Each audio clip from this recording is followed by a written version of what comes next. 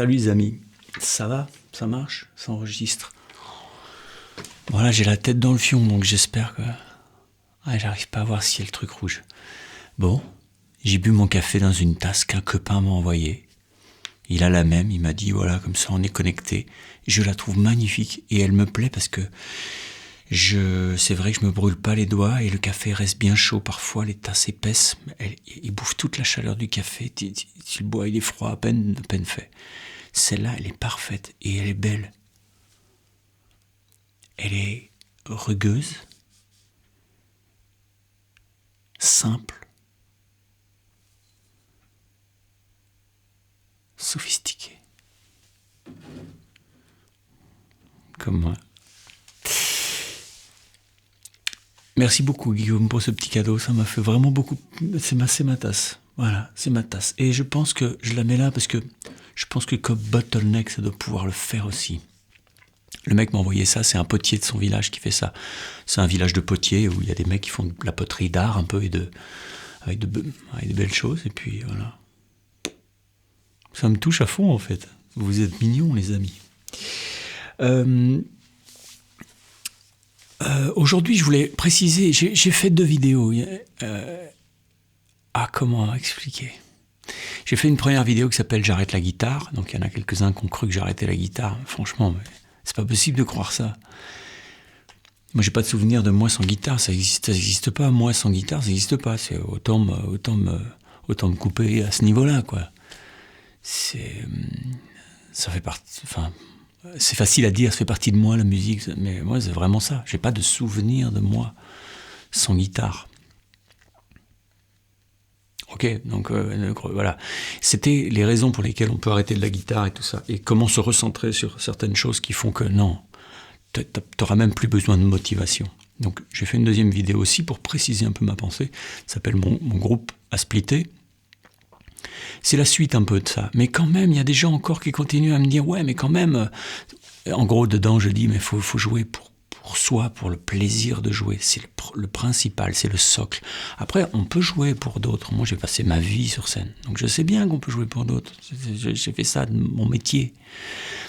Mais ce que je dis, c'est que si tu as des problèmes de motivation à un moment ou à un autre, c'est qu'il y a ça à questionner. C'est pourquoi tu joues. Alors c'est pas pour rentrer dans les trucs intellectuels et intellectualisants, on s'en fout. C'est juste pour retrouver, non pas la motivation, parce que pour moi la motivation ça n'existe pas. Il n'y a pas besoin d'être motivé pour respirer. Ok ? C'est aussi simple que ça. Moi j'ai jamais eu de perte de motivation parce que j'ai pas eu à me motiver.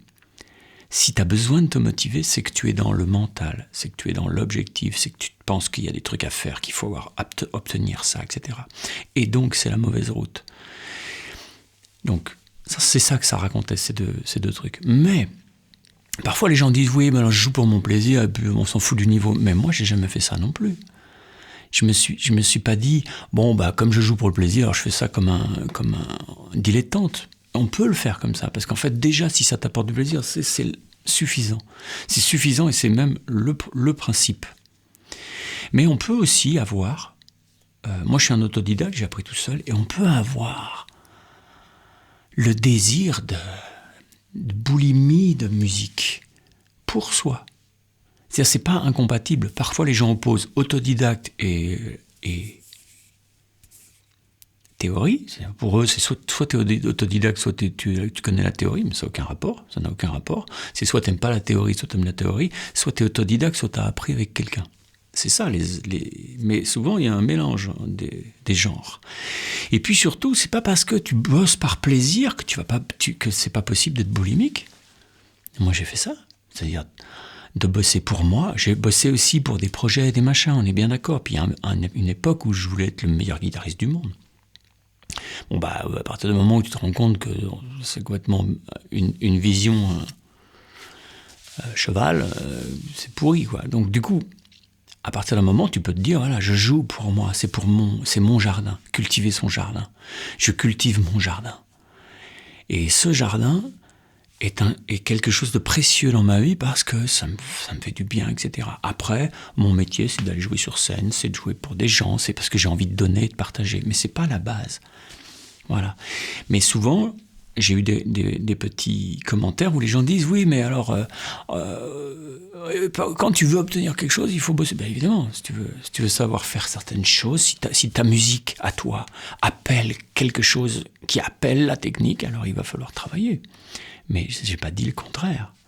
Le plaisir n'est pas un truc antagoniste au travail. Vous voyez, même ça, c'est une idée. C'est un truc qu'on nous a mis dans le clou dans la tronche. Et le travail, bon, c'est pas forcément le plaisir. Faut en chier, faut être beau faut souffrir pour être beau, faut en chier pour y arriver. On n'a que ce qu'on mérite, ce genre de truc. Moi, c'est pas comme ça que je fonctionne. Je suis sur un autre schéma. Mon schéma, c'est je prends du plaisir à faire de la musique. Et ça m'éclate tellement que je bosse comme un fou parce que c'est ça qui me plaît. Basta. C'est comme un mec qui couperait du bois toute la journée parce qu'il trouve que c'est génial de couper du bois. Ça va pas plus loin que ça. C'est pas pour ça qu'il va couper que 2 bûches. Parce qu'au fond, si tu aimes ça, si tu le fais par plaisir, je te parle pas de disponibilité, c'est-à-dire si t'as pas le temps, ben t'as pas le temps, ça c'est sûr. Ça, on n'y peut rien, il y a la vie, il y a les gamins, il y a le boulot, on fait comme on peut. Mais si t'avais tout ton temps, est-ce que tu aurais besoin de motivation pour jouer ? Je sais pas. Si tu as besoin de trouver la motivation, qu'on te donne la motivation, c'est peut-être que ton truc, c'est autre chose que la musique. Alors, je me tire une balle dans le pied à faire ça, parce que je vous dis, en gros, si c'est pas votre truc, faites autre chose. Mais on n'a qu'une vie, la vie c'est court. Moi, je vous assure que si mon truc c'était le poney, je ferais du poney, je ferais pas de la guitare. Et j'ai essayé, j'ai fait une fois du cheval, c'est pas mon truc.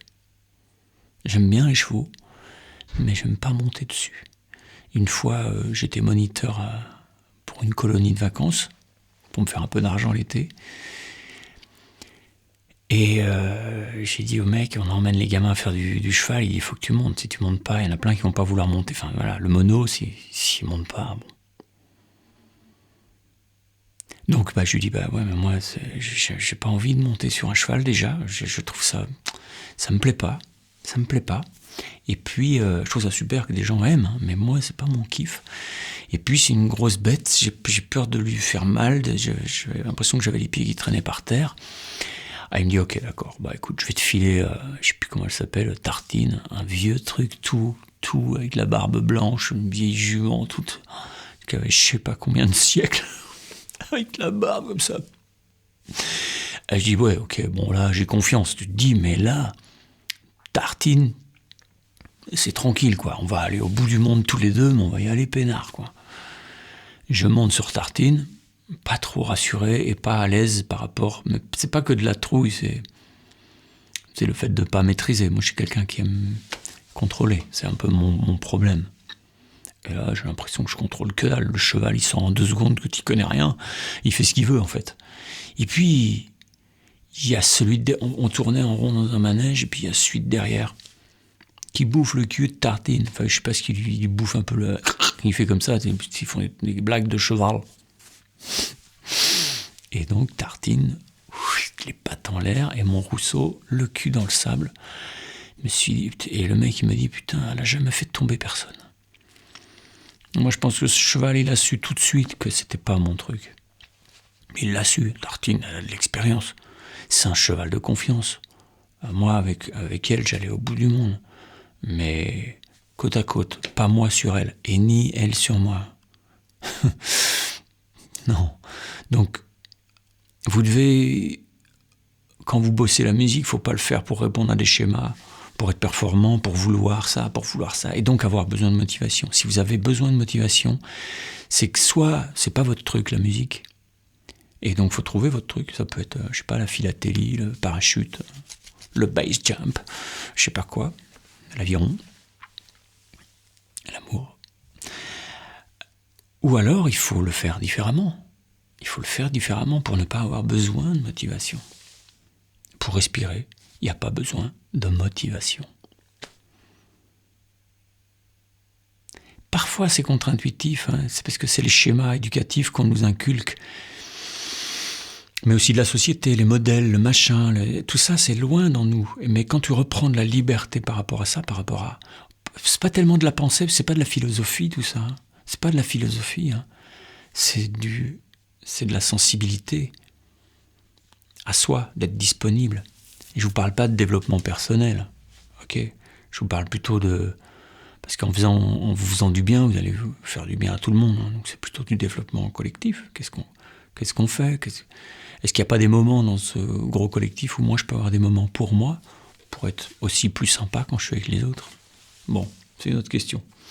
Je vais vous jouer un truc, alors qu'est-ce qu'on pourrait mettre? On va mettre cette pédale, il y a plein de pédales, on va mettre un peu de fuse, mais très soft, pour vous montrer que, tu vois, si on a un... Tu vois, c'est un son qui est un peu épais, mais si on le joue tranquille, on peut en obtenir beaucoup. C'est-à-dire que... Je sais pas ce que je vais faire, hein, mais j'ai envie de vous montrer que ça peut être contre-intuitif. C'est-à-dire que vous pouvez prendre un son un peu plus gros qu'il ne faut pour pouvoir le sous-jouer et d'être... Et d'avoir le sentiment qu'en fait, il y en a sous le capot, que ça peut rugir aussi, ok?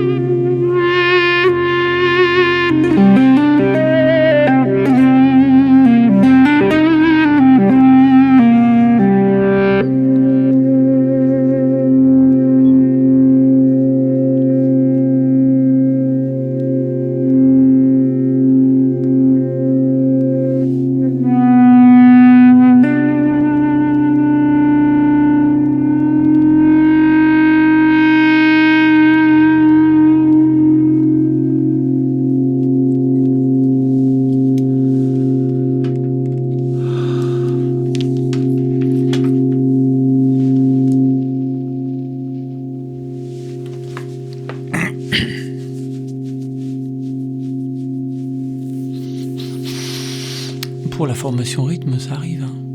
Ça arrive. Je travaille, et puis après, quand j'ai fini, je me remets au travail. Voilà. Vraiment, c'est une histoire de quelques jours, ok. Soyez patients, je fais de mon mieux.